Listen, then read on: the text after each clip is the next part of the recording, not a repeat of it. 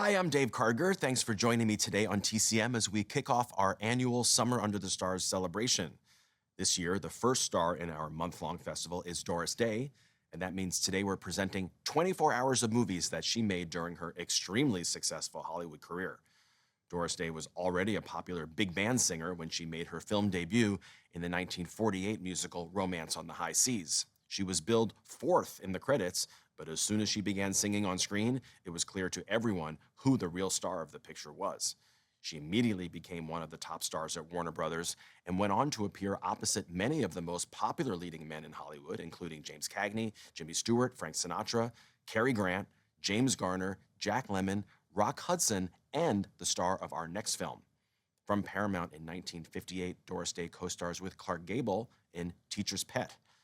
Day plays a journalism teacher at a local college who tries to get a renowned newspaperman, Clark Gable, to lecture to her students. He refuses because he believes that journalism can't be learned in a classroom, but once he gets to know the instructor, he begins to come around. Doris Day had just finished production on the 1957 musical The Pajama Game and was ready to take a break after that demanding shoot. But she agreed to get right back to work and make Teacher's Pet once she learned that she would be working with Clark Gable. She had been a fan of Gable since she was a girl, and at this point, Gable was still one of the biggest stars in the business. As Day put it in her memoir, he was the king when I was going to movies in Cincinnati, and he was still the king when we made Teacher's Pet. According to Day, Gable did not disappoint. He was remarkably down to earth, and she thoroughly enjoyed working with him on this film. From 1958, directed by George Seaton, also with Gig Young and Mamie Van Doren, Teacher's Pet.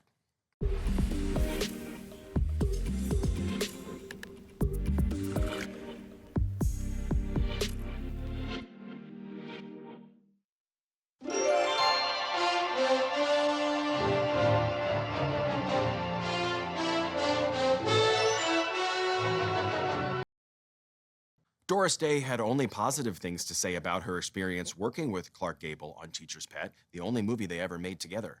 In her memoir, which she wrote with A.E. Hotchner, she described Gable as being a lot like one of her favorite leading men, James Cagney.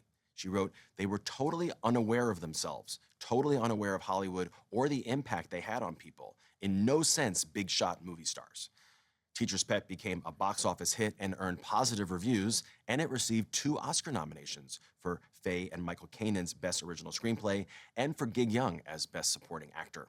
This was Young's second nomination in that category. He finally won 11 years later for his role in the 1969 drama They Shoot Horses, Don't They?